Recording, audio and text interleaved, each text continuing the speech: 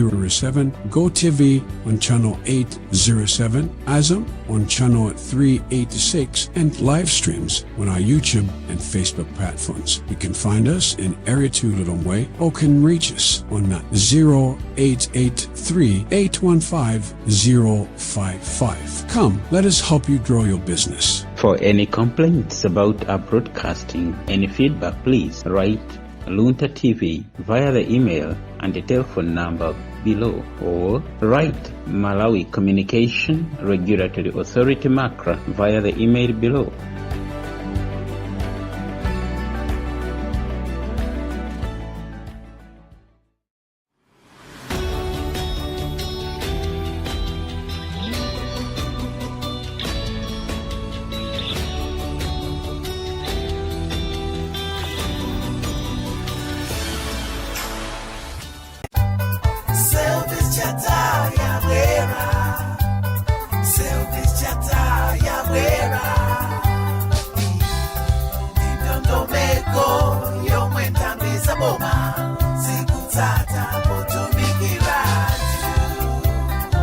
Service Charter ndi ndondomeko yomwe nthambi za boma zikugwiritsa ntchito potumikira anthu ndi cholinga chotukula ntchito za ulimi kuti alimi akhale ndi upangiri okwanira, za maphunziro kuti ophunzira alandire maphunziro oyenera, zosamalira chilengedwe kuti anthu apewe mchitidwe wodzetsa kusintha kwa nyengo, za umoyo kuti anthu alandire thandizo la kuchipatala moyenera komanso mu nthawi yache, za chitetezo kuti anthu athandizidwe ndi apolisi mopanda chinyengo, kusamalira ovutika.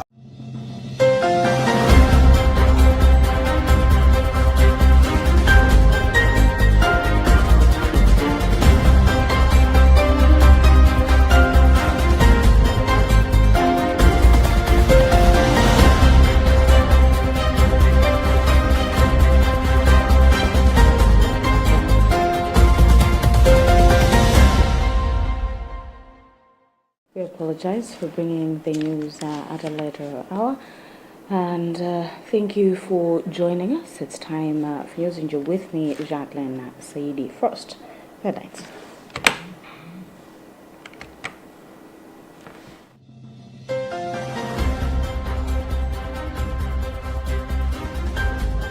Pope Francis invites young people to listen to God's voice in their hearts ahead of World Day of Prayer for Vocation.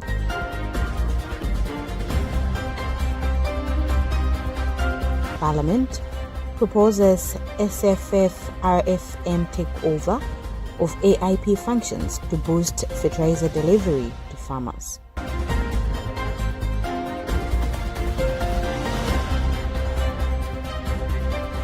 Court reserves bail application. Ngata to spend another night in police custody. In another news, DR Congo and Rwanda call for ceasefire in Qatar talks.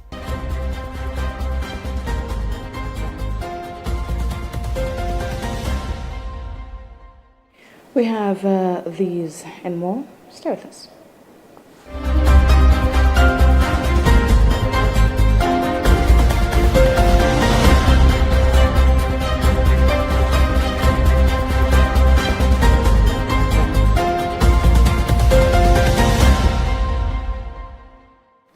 As he recovers from bilateral pneumonia at Rome's others and gender indifference.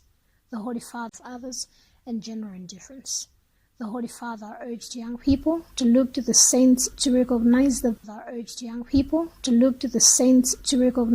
they are the now of God, since youth is not an in-between time. Every vocational call, he said, ignites in us a desire to love others and serve them, rather than a means of self-promotion. At certain points in life, added the Pope, God calls people to choose a path, whether it be to family life, the priesthood, or religious life. Pope Francis urged young people to take the time to listen to God's voice in prayer, even amid the constant bombardment of daily life and external pressures. He said it takes courage to pause to pray and to be open to God's stream for our lives. Every particular vocation, added the Pope, is an expression of our overall Christian vocation to be Christ's presence where his light and consolation are most needed. The Holy Father went on to invite pastoral ministers and vocation directors to patiently accompany young people in their journey to discover their vocation, listening respectfully and offering wise guidance. In conclusion, Pope Francis has invited all Christians to pray for vocations and trust that the Holy Spirit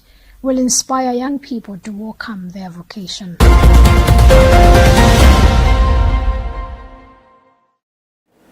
President of Caritas Africa, Monsignor Pierre Ntokabubachira, has expressed satisfaction with the progress of CADICOM projects in Malawi. Monsignor Pierre was speaking to the media earlier today at St. Francis of Assisi, Chizanja Catholic Parish in the Diocese of Manguchi, where CADICOM Manguchi was distributing 100,000 kwacha once off to 907 beneficiaries. Monsignor Pierre said he has already visited some dioceses and he's satisfied with the progress of CADICOM projects. Andrew Nandolo has filed this report, which is being read by Jean Bennett.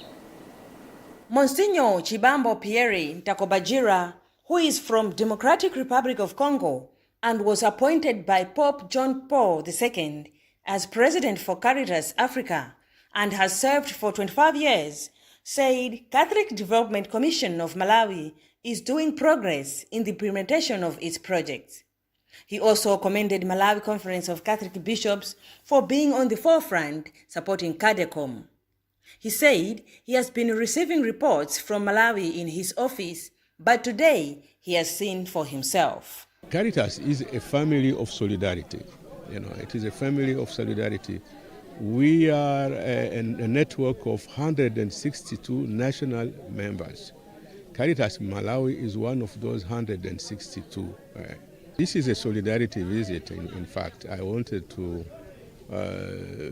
visit Malawi and to see concretely the work that Caritas Malawi CADICOM is doing concretely, because charity is concrete. When the bishop takes ownership of Caritas as his instrument, as his social pastoral instrument, we see concrete result. We see it motivates the community, and the bishop is there as father of charity to motivate the community. So it is important for the church to be present and to own Caritas. Taking his turn, His Lordship Montfort Steamer thanked Caritas and Monsignor Chibambo for their support to the Catholic Church in Malawi in times of need. Bishop Steamer said the coming of the Monsignor Chibambo is a milestone as CADICOM is focusing on empowering communities stand on their own. He has since asked the beneficiaries to use the money for its intended purpose, though prices of commodities are on the rise. I know that the money that we have given the people is not all that much. When you look at the value of kwacha, when you look at the commodities, the prices of the commodities, like 100,000 you give it to a person, where you are hearing about maize, it's at the moment 70,000 to 80,000 per bag. You ask yourself, how much is this going to help these people? But we still feel for ordinary people in the villages, this money can push them to somewhere. They can buy soap, they can buy salt, they can buy a packet of sugar and be able to live for a few days.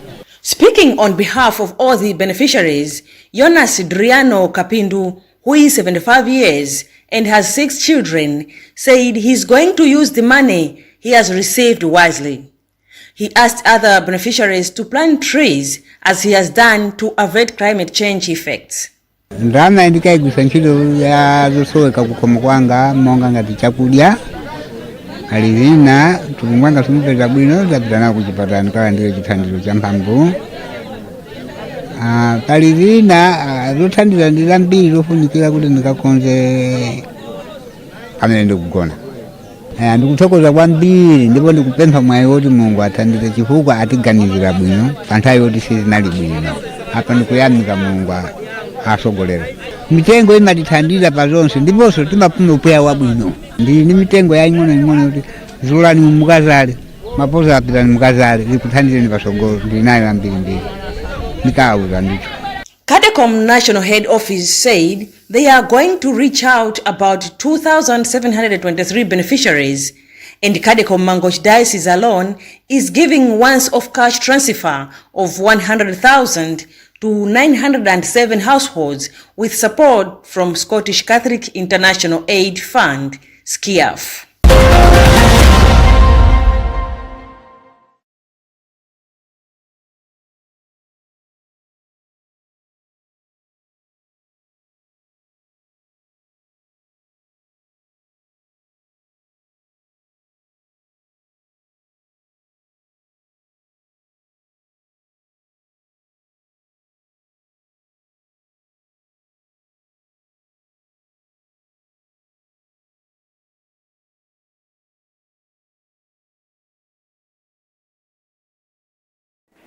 The Cluster Committee on Food and Agriculture and Natural Resources and Climate Change has proposed that the Smallholder Fertilizer Revolving Fund takes over the functions of the Affordable Inputs Program from the Ministry of Agriculture. Presenting a report on Wednesday in Parliament, Vice Chairperson of the cluster noted that the proposed takeover is expected to enhance the efficiency and effectiveness of fertilizer delivery to farmers who have been facing challenges in accessing affordable inputs. We have more on this report, which has been filed by Charity Chelanga. Chilapondwa disclosed that by consolidating the functions of AIP under SFFRFM, the committee aims to reduce bureaucratic red tape and ensure that farmers receive the support they need in a timely and efficient manner.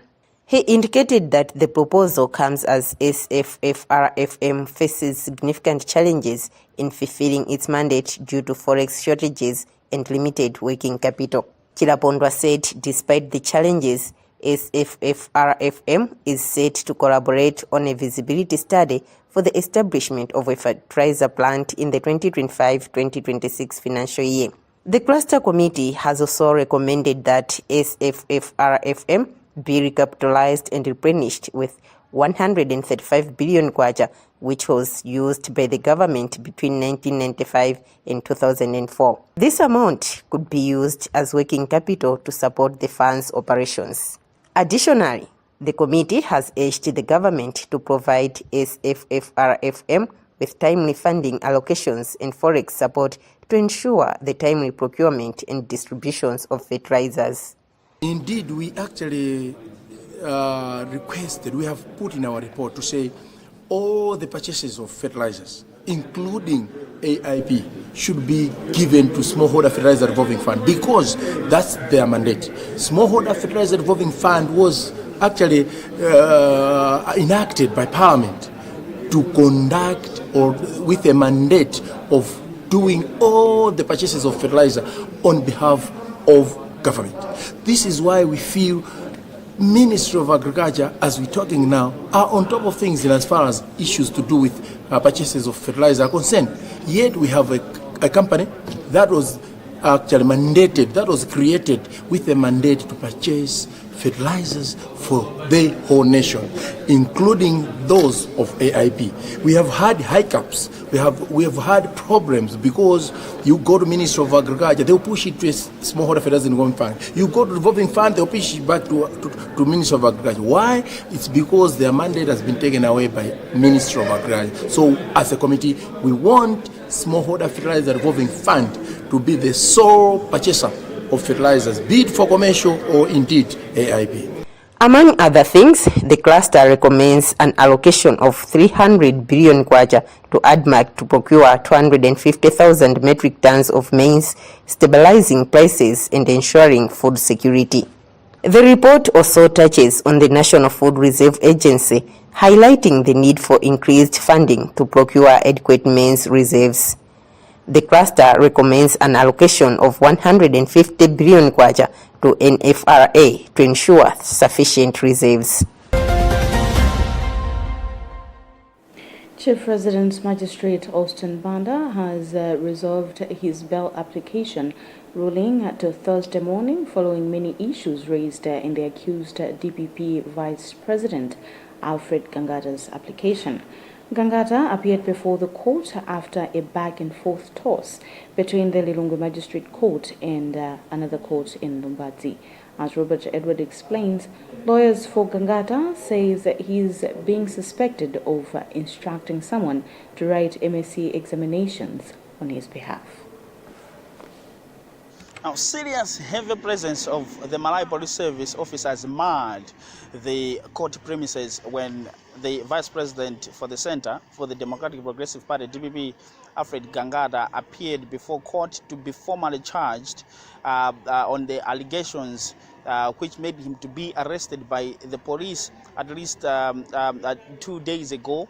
According to the lawyer for Gangata, the charge sheet or the reasons for the arrest that someone wrote the Malawi School Certificate of Education MSCE examination for Gangata, which he described as unsubstantiated. However, he said they have applied for bail, and the court has reserved the ruling for the bail application to tomorrow at 9 a.m. Now, there were a number of things that took place beyond what ordinarily or traditionally happens during bail in regards to this particular court, the Chief Resident Magistrate Court, because this time around even a witness who is the investigator who has been investigating cases at the Malawi Police Service for about 30 years was called as a witness and went through the examination process. That is both examination in chief,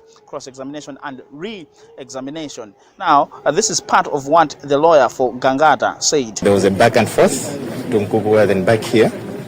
Then we entered into court.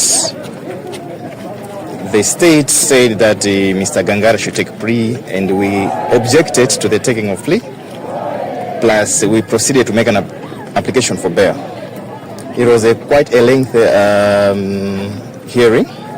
So, with the interest of time and the submissions made, the magistrate has adjourned the ruling for bail to tomorrow at 9 a.m.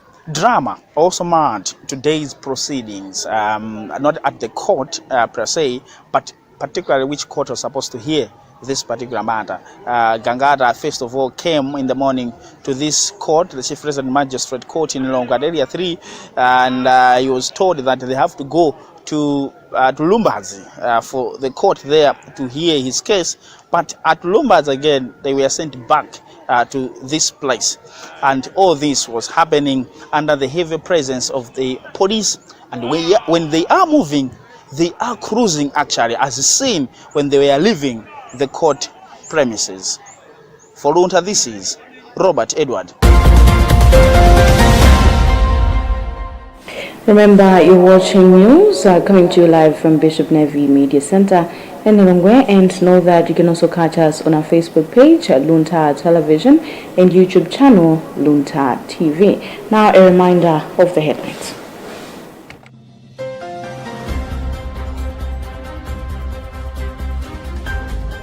Pope Francis invites young people to listen to God's voice in their hearts ahead of World Day of Prayer for Vocation.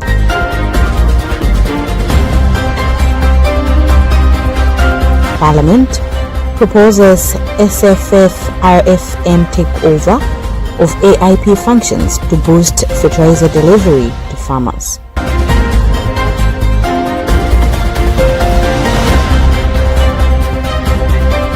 Court reserves bail application. Gangata to spend another night in police custody.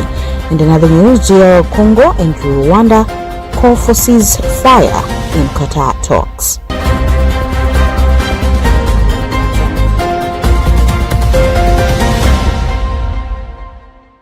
Moving forward, the Malawi Civil Society Black Economic Empowerment, MABLEM, has demanded that the government of Malawi must not extradite Prophet Shepherd Bashiri and his wife to South Africa for his trial until there is proof of full investigation on the cases that the couple is being accused of. At a press briefing held by MABLEM at Crossroads Hotel in Lilongwe, the 18-member association has emphasized the dangers of sending the couple back to South Africa where they are promised a hostile environment, bearing in mind that they already experienced 3 murder attempts and death threats.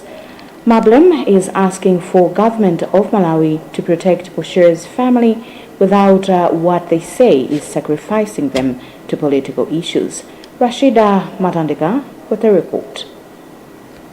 According to Mablem, their expectations are that if Prophet Bushiri and his wife are to be sent back to South Africa, Parliament must conduct hearings on the issue and make sure the family is not sacrificed on political matters.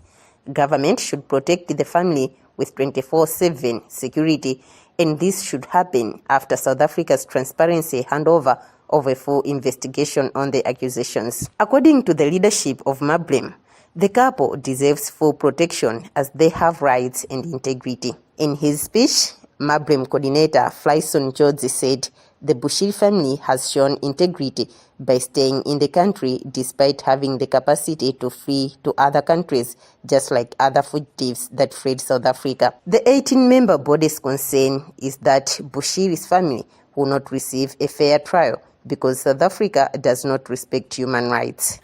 We urge the leadership of this country to reflect on this decision, to reconsider the dangerous precedents it sets, and to take a stand for justice, fairness, and national integrity.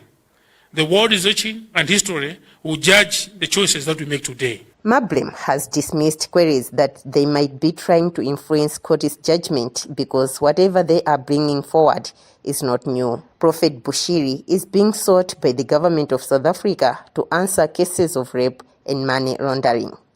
Rashida Matandika, Luntha TV, Lilongwe.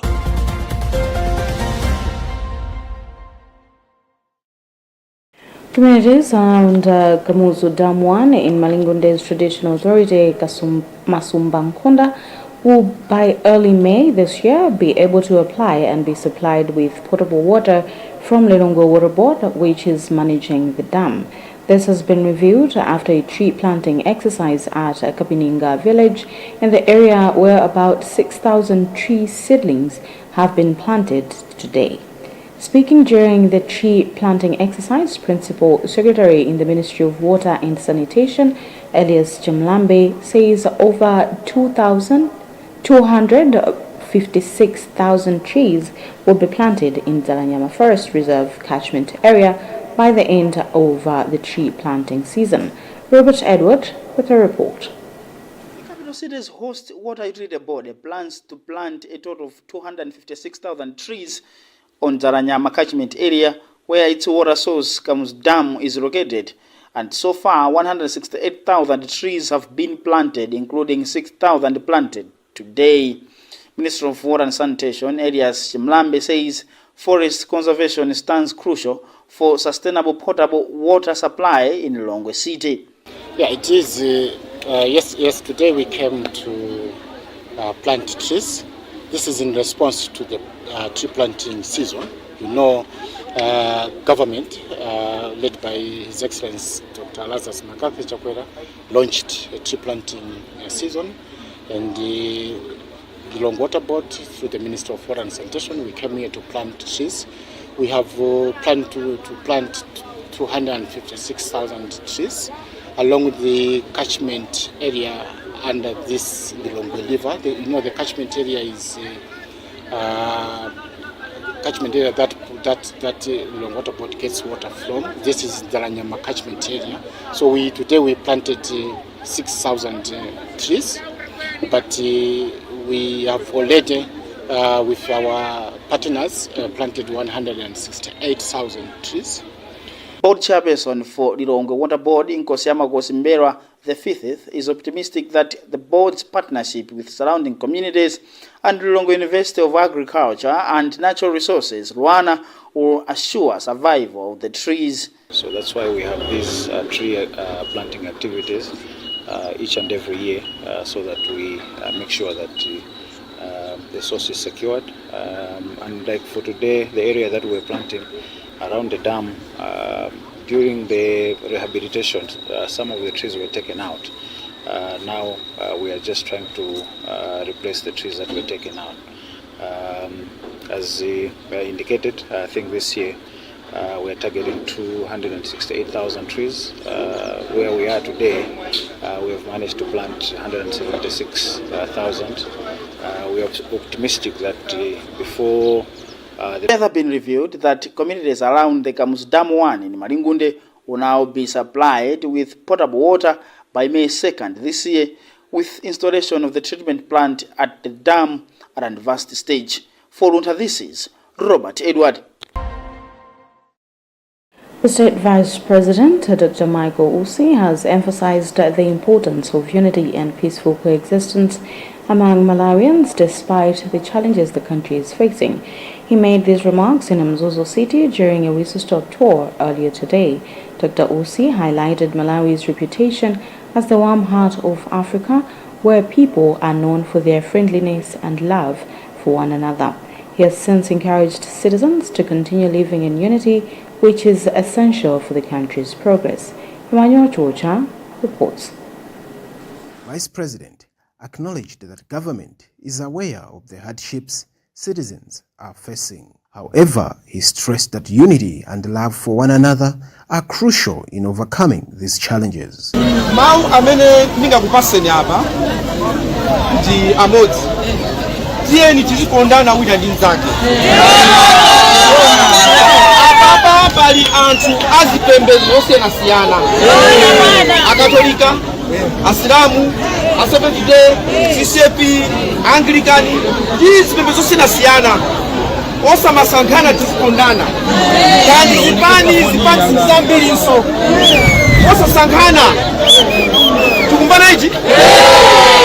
Amala Congress Party, UDF, DPP, UDM, PP, umodzi, zipani zonse nifana Mulungu. Tizikondana za mphukulu ayi. Mukakandika ngachepe, kaundu wa chipani chanji, kaundu wa mpingo wanji, mumpase kanga chepe. Ni mbali wanu ameneyo. Zoma sankana mitundu, ndizoipa kwambiri. During his tour, Dr. Usi distributed maize flour to the locals and purchased goods from various vendors, demonstrating his support for their business. This gesture was seen as a way of showing love and care for the community. The Vice President's visit to Mzuzu City is part of his ongoing efforts to connect with the citizens across the country. His message of unity and love is expected to inspire Malawians to work together towards a brighter future. As Malawi continues to navigate its challenges, Dr. Usi's call for unity and peaceful coexistence serves as a reminder of the country's strength and resilience. For Luntha News, this is Emmanuel Juocha.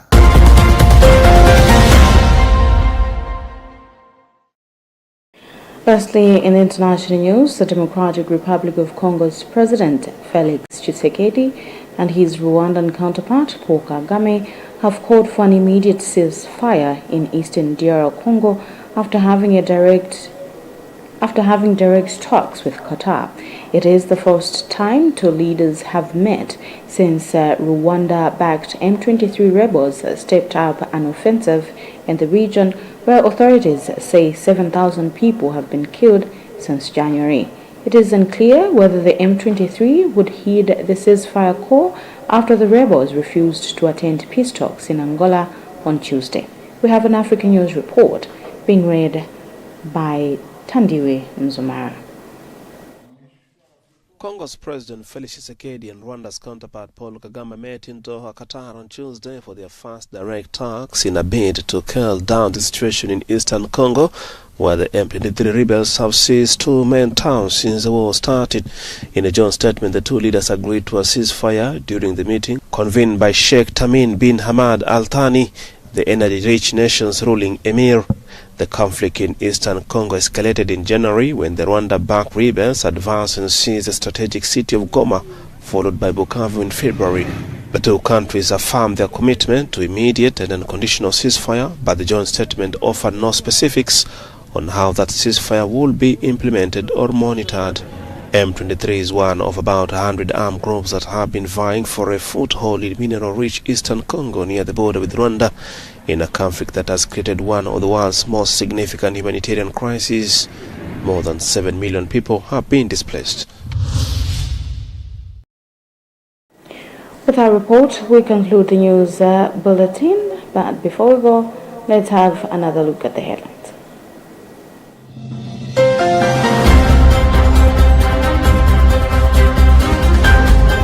Pope Francis invites young people to listen to God's voice in their hearts ahead of World Day of Prayer for Vocation.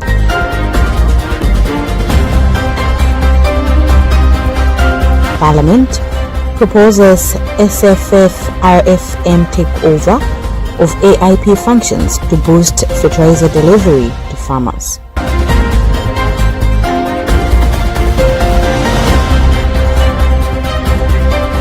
Court reserves bail application. Ngata to spend another night in police custody. In another news, DR Congo and Rwanda call for ceasefire in Qatar talks.